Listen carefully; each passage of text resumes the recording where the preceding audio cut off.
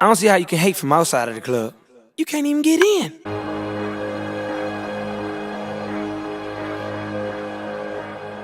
Sean Khalifa, man.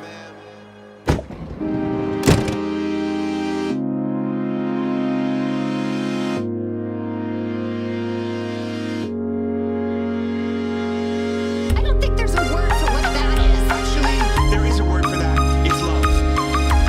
I'm in love with her, okay? If you're looking for the word, that means caring about someone beyond all rationality and wanting them to have everything they want, no matter how much it destroys you, it's love. And when you love someone, you don't stop, ever. Even when people roll their eyes or call you crazy, even then.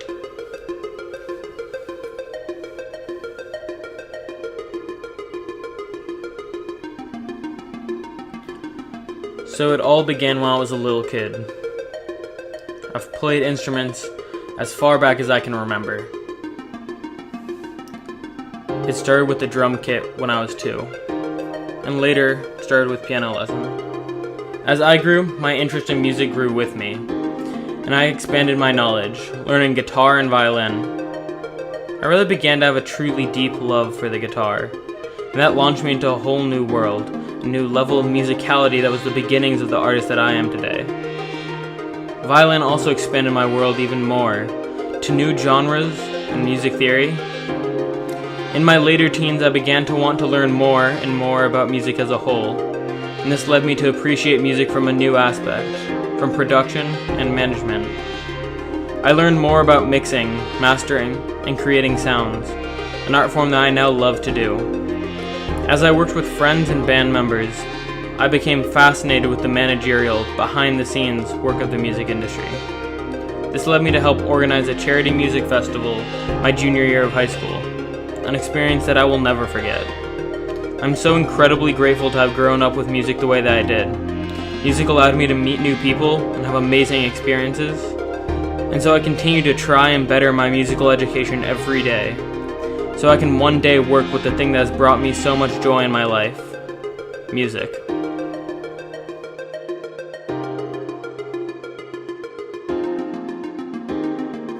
And with all that I've learned with my background, I want to take my education to the next level and make sure that I get the best career and the best life in music that I possibly can. And I think I know where that starts.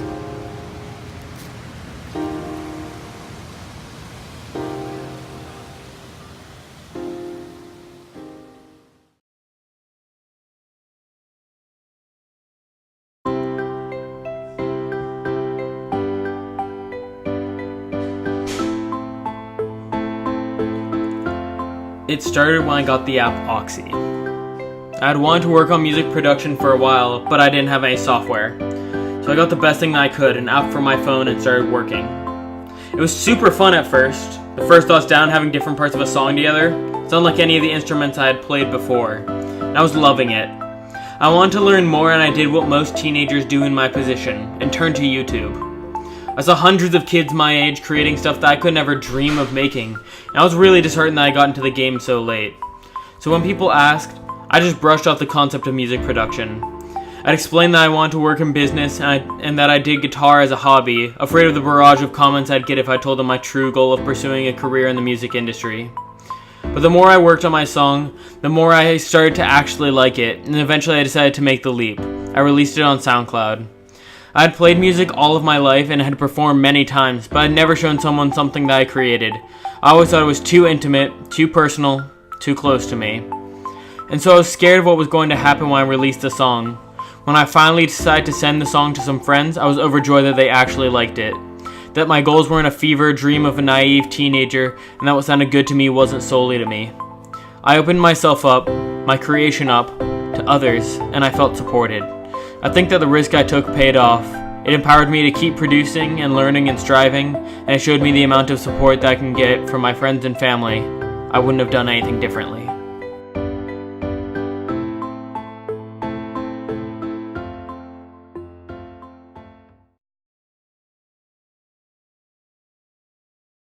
What do you look for in an artist? Well, you either got it or you don't have it. She's got it. She got it. Wait till you hear her. Here's Whitney Houston. I mean, An artist should have some vision of where they think they're going to go, and I think a manager will orchestrate that path and that vision and help them get there. I learned three major lessons from this whole experience, and the first one is always chase unrealistic goals. The second one is the world is bonkers and you can never anticipate what it's going to be like, and the third is you should never ever let that stop you. I don't want to be number two. I think that would be a weird thing to sit here and say, or I don't care, you know, I want to make this city proud. Bruce taught me a work ethic. I had to work harder than the next guy just to do as well as the next guy. And to do better than the next guy, I had to kill. And the place is going to be booing like crazy. Give someone else a chance, you bomb, there's hundreds of people, thousands of people waiting in line, and they're going to give up and put the bat down. You know, artistic success, financial success, whatever it is. Then you get the one person. I think the manager is the one, you know, controlling all that. The artist is controlling their art, the manager is controlling the business side. Who literally hears the boos, hears the hate, and keeps swinging, and keeps swinging, and keeps swinging. And everyone is like, this is the worst scumbag in the world, I hate you, give someone else a chance, you're such a jerk. And for 6 hours this goes on.